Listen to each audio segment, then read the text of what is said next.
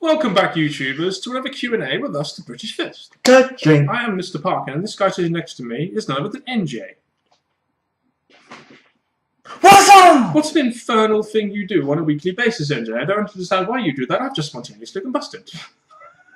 Very British. Welcome to this very posh British Q&A. Fuck that shit. We're not fucking posh like We're not people British. think we are. Yeah, we're secretly Australian criminals.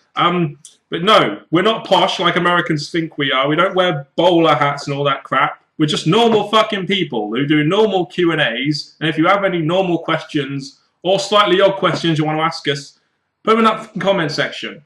And make sure you contact us in the links in the description box below. Good timing, NJ. First question is from Renegade Man 83. Do you think Brock Lesnar should have faced Randy Orton at Royal Rumble, and would you book this feud? I think he means in the future tense there. I think I may have read the question wrong. I'm going to straight away say yes. The reason I say that, well, yes and no. Yes, because the John Cena feud, it's Brock Lesnar's last final run, shall we say, and he's stretching it out with John Cena.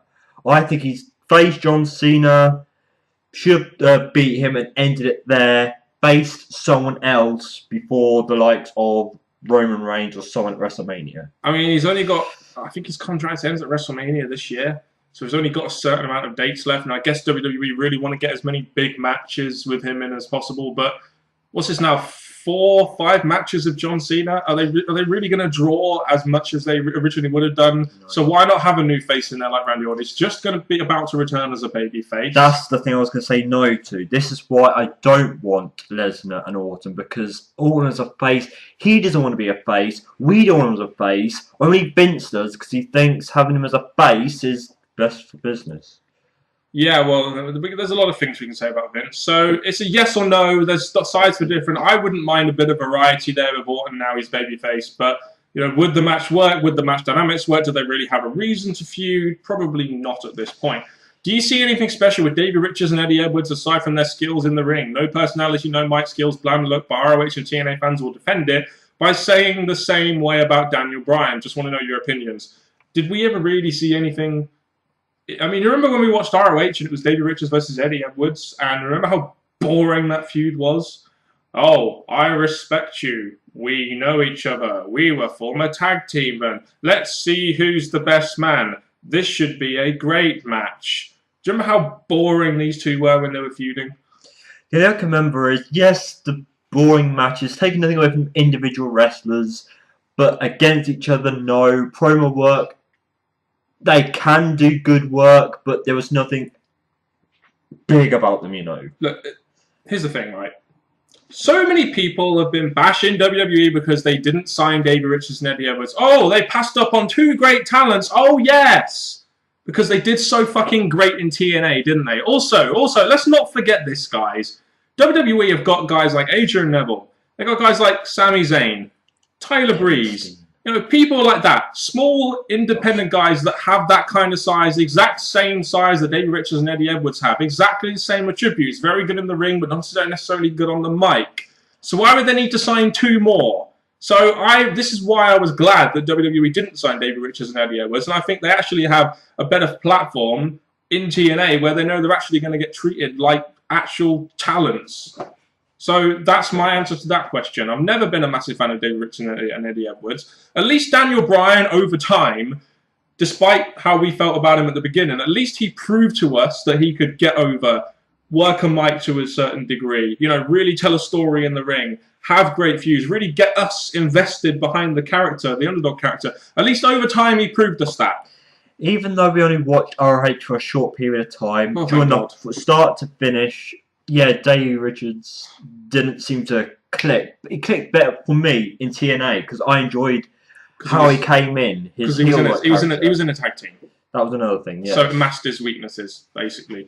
But I just remember when Davey Richards lost the title to Kevin Steen, I think it was one of the Canadian shows they had in 2012, how fucking happy I was that title got changed. God, that says everything. What are your thoughts of Lucha Underground, and is there anybody on the roster that WWE or TNA should sign? Well, funny you should mention Lucha Underground. I actually reviewed the first 3 episodes, and after the 3rd episode, I realized that it wasn't for me. So while some people may get a kick out of it, I personally didn't get a kick out of seeing masked men wrestle. I just didn't. It's nothing offensive to Lucha Libre or anything like that. It just wasn't my thing. And as for people that WWE or TNA could sign, there are a lot of good women on that roster that were formerly of TNA and WWE that they let go, that they could, that they could have used at some point. But I tried giving it a watch. Yes, there was moments that I enjoyed, but I didn't feel the in-ring wrestling matched what we wanted to see from the few shows we watched. We were thinking of a high-flying, quick-moving, and in some of the matches, it just felt like, why have you got a big masked guy who's not offering us what we're tuning in to see? And it just didn't work for me. Just didn't work for us. It's just personal preference. Alex Hafferden. With success WWE have had with repackaging Damien Sandow as Damien Mizdow, with Big E, Kofi Kingston, and Xavier being the New Day, is there anyone on the mid or low card of WWE repackaged, and what would it be? I guess that's who we would repackage this question. One person. Go on. Cesaro! Yeah, no, totally agree with that. What a fantastic talent. Yes, he may not be great on the mic, he may not have the greatest charisma, but he is a very good talent. I think he is very, very wasted in WWE as he is now. It really is. A repackage. I don't know what they would do, but a repackage is desperate for this guy because he's just on a downhill slope to Dogtown. I think people know he's good, but obviously with the character he's got, it's at a pause point now because they've let him down so much right now. He needs to repackage to give him another chance. Yeah, and to think he had such a good start to the year with his performance in the Andre the Giant Battle Royal, and then he joined with Paul Heyman. Everyone thought the sky was the limit with this guy. And then Vince McMahon probably just thought, nah. Robert Hernandez. Who would you want to see Triple H have his final match with? This is for you, I think. A bit delayed, but Vince Vince McMahon.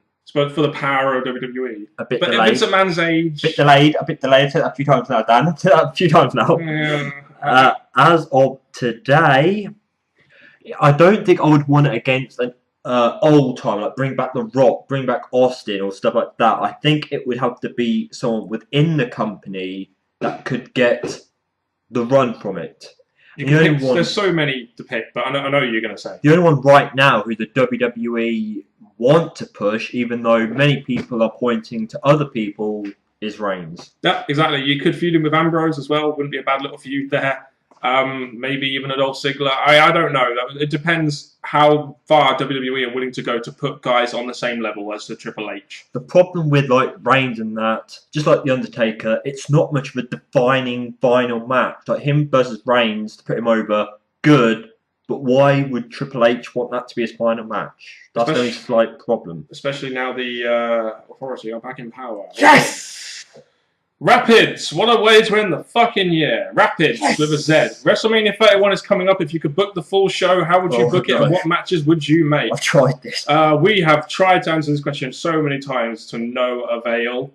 Should we even bother? I mean, there are a few matches. I mean, let's look at what they're teasing. They're teasing us Lesnar versus Reigns. Sandow versus Miz. I mean, I think Seth Rollins versus Randy Orton would be a good match. Ascension made for the title. Unless they do that now. Yeah, I mean, I'm looking at Bray Wyatt versus like a Sting or something, or possibly They're doing Triple H Sting. Maybe. Yeah, or Triple H Sting. That's another one. Even there was like Triple H versus Rock for the champion ownership thing idea, but so there's not many. Bam! That's what we're getting. Maybe after Rumble we'll get more of a answer. I mean, we could pick out people that would get matches, like Dean Ambrose, for example, but how it would work, we just can't work it out in the on the spotness of this Q&A. I would definitely have all championships on the line. Don't miss that opportunity. No, definitely, and maybe a Money in the Bank ladder match would be excellent. Yeah, with Wade Barrett winning. RFV089. Mr. Parkin, have you seen the 50-year Match of the Day documentary and thoughts on Alan Hansen retiring for Match of the Day? I saw them 50-year Match of the Day documentary. Very, very good. And thoughts on Alan Hansen retiring, he will be a miss. And remember RFV089, you can't win a league with kids. You won't get that, but he will. How tall are you guys? 6'3". Yeah, I'm about 5'10". You're way taller than me. Is that right? That is very true. Yeah, you're way. I mean, look. I mean, it's just a major, and you can see that are not in any way sitting any further back to make him look taller in any way. No. There's no way that this is camera trickery No. or anything like that. No. MJ is like 6'4", and I'm like 5'10". I mean, there's no way we can trick that. No. Straight face. My back's hurting now. Can I sit back up again? No. Do you think Cody Rhodes is underutilized? I'm sorry, Cody Rhodes, but when you lost the IC Championship there, that should have been your moment to be pushed, not to go through this tease of facing your brother, your dad relationship, changing your character again. I would have just pushed you after the IC title run, but I feel he is slightly underutilized. I think the time to push him would have been after his IC title run, as NJ said, as he was on a real good run then, but WWE never really capitalized on that with, let's say, a Money in the Bank win or a legitimate title shot, or, heaven forbid, bringing back King of the Ring and having him win that. But, I mean, he is slightly underused. I mean, what's he doing now? What is he doing? He's feuding with the New Day. Oh boy, yes, future star here. they had the idea of Money in the Bank, Damon Sandow or Cody Rhodes. Either man could have became it, but I think roughly then was Cody's time that could have captured it. Robert Hernandez, who on the rosters, both NXT and main, do you see winning the WWE World Heavyweight Championship in the future? Well, we'll start with the main roster. I mean, I think at some point Reigns is going to win the title. I think at some point Seth Rollins will win the title. I think, even though we've had many big question marks over him, Bray Wyatt. Bray Wyatt, at some point, you'd think he would win a title. Dean Ambrose, could you see him winning a title? The amount of losses he's had, it'll be a while. It'll be a while. He's lost so much. I think once the part-timers go, these kind of wrestlers will have to rise up. So, you know, you could see those. I mean, the Shield wrestlers, Bray Wyatt, they're the kind of four guys you would see potentially being able to win a title. As for the NXT roster, it would have to be quite a long way in the future. I'd see Kevin Steen. Yeah, I mean, I could see him being pushed because of his size. And he's just we think he's a very good talent. I don't see people like Adrian Neville and Sami Zayn necessarily winning the belt unless they get so insanely over, like Daniel Bryan. But other than that, on the NXT roster, apart from maybe Baron Corbin, who's a Kenta. real early work. No, Kenta won't. I don't see WWE using Kenta in the right way at all. I mean, there's not many in NXT right now that I can really see ever main eventing in WWE. A lot of them are mid-carders. That's just, I mean, I love NXT, but you can't ignore facts, and a lot of them to me seem like mid-carders. Jack Johnson. Do fans give WWE too much credit for getting behind Daniel Bryan?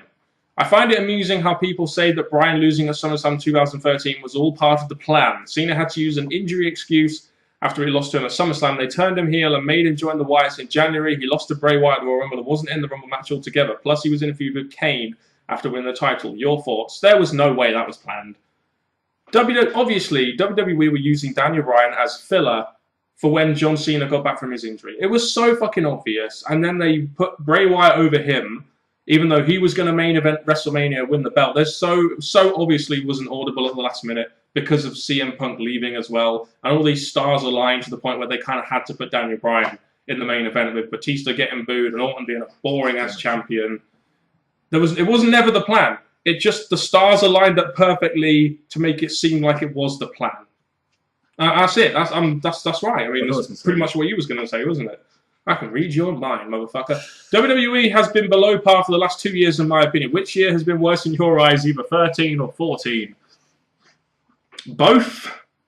I mean, I'd say 14 because that was the year that made me... Or was it 13 I stopped watching? I can't remember. I think it was mainly 14 because that was when it really started getting shit and I really stopped caring. I hate, like, picking a specific year. Like, what's your favourite year and Attitude Era and stuff? I can't pick a certain year. But the thing that really chewed me off wrestling is 2014 because I lasted this far solid in the WWE review and stuff. So I'll say 2014 is just taking the piss. This is the guy that went through 2010, and 2011! And so did I! We did. That was really bad. Why did I do that? Do you find it funny that fans who boo John Cena in arenas are the same that bow down to Vince whenever he comes out, seeing as how he's the one who chose Cena to be on top for all those years? Well, they bow down to Vince because he's the one that created the WWE. the platform for them to be able to do the booing to John Cena. That is what I was going to say. John Cena's been the same character since the start, so we have many reasons to boo him. Vince has offered us stuff, changed his character, been in many different storylines, so we have more reason to cheer him. If John Cena ever decided to go down a different path, maybe your question would reverse our answers. I think it's mainly due to mutual respect between fan and owner. Like, gave us the Attitude Era, has now given us the network for $9.99, which a lot of people think is a deal. Not me. But yeah, we'll move on. What gets you genuinely excited for wrestling today? Something that really gets you buzzing? I've got an answer. You go. 2 things. The Royal Rumble, because surprise factor, and even though the thing I don't like about the Rumble is the predictability of who's going to win, and you pretty much know where it's going to go next, and WrestleMania because it's where the big things are meant to happen to start. I think you know what I'm going to say here. Any NXT TakeOver show, they're the shows that get me really excited as a wrestling fan. And yeah, that's the answer. Oh, I'm looking forward to answering this question. RFV089, your thoughts on CM Punk's podcast? I take it you've listened to it. Of course. And what did you think of it? I feel that with CM Punk, we've always seen him as a guy who is the best at speaking his mind and just having no cuts. So for him to do a podcast to be able to speak about his opinion and rip stuff here and there and to let out his frustrations and stuff, I think it was needed because obviously he's ready to move on and move past, but obviously there was things that led him to do that, so I think it was brilliant. It was a really good listen. I've listened to it about 3 or 4 times now because I suppose it's just the factor that we haven't heard from him in forever, so it's nice to actually hear exactly what was going on, which actually in the end ended up being a very real damning enlightenment on the behind the scenes in WWE. How much of it was true? I suppose we don't know. A lot of it is down to conjecture. I mean, if you asked Vince McMahon and WWE, they would probably say something completely different for corporation purposes. But it was a really interesting listen. And if you add up all these little things, it does really go a long way to explain why CM Punk left in the way that he did. And you really come out of it thinking, well, at least we've got some closure now. We can stop chanting CM Punk, CM Punk. We still chant it though. But the thing about CM Punk is, even though he said what he said, I doubt Vince is taking any notice, really. Yes, which leads us on to our next question. Do you think that there are too many yes men in WWE and not enough people to challenge Vince McMahon's decisions? Mm-hmm. Well, a lot of people are just happy to be in work and earning the money that they are for WWE, so they won't challenge Vince McMahon. There are too many people who we can clearly see should speak out, let out their frustration, no holds barred stuff. But when they do, Vince jumps on and says, no, don't say that, no. And it's a letdown because, going back to another podcast, Austin and Vince sort of stuff, basically Austin was telling Vince that listen to the fans, but you should also listen to the wrestlers and stuff. And Vince doesn't allow that, obviously. I think it's a real insight into the WWE in the sense that Vince McMahon has kind of created this environment where you can't speak out, and if you do, you're going to get punished for it. It says so much about the WWE, really, doesn't it? And you heard some of the comments that Vince McMahon made in that podcast, like John Cena was the last one to reach for the brass ring, and the millennial doesn't have the ambition of the previous generations, etc. And to me, all that is complete bullshit. I think I think Vince McMahon is trying to blame the talent on his own foregoings simply because he hasn't created any new stars and he hasn't done the correct things to create new stars and to create an environment where these stars can thrive. So I think this is just Vince McMahon coming out with corporate bullshit to protect his own ego, essentially. That's it. Yeah, and that's our final question on this Q&A. I wish we could have gone into more on the CM Punk podcast, but to be honest, it happened so long ago, I've kind of forgotten and moved on from it. I don't even really think about it anymore. But you know that CM Punk he's in good terms with the WWE, but not going to come back. He's in even better terms with UFC, though, so he's going to be fighting there a couple of times next year. So that'll be interesting to see if he gets knocked the fuck out. So anyway, that's been it from me and NJ, the British Fist. Catching. on this edition of the Q&A. And now we will do a 5-second pose.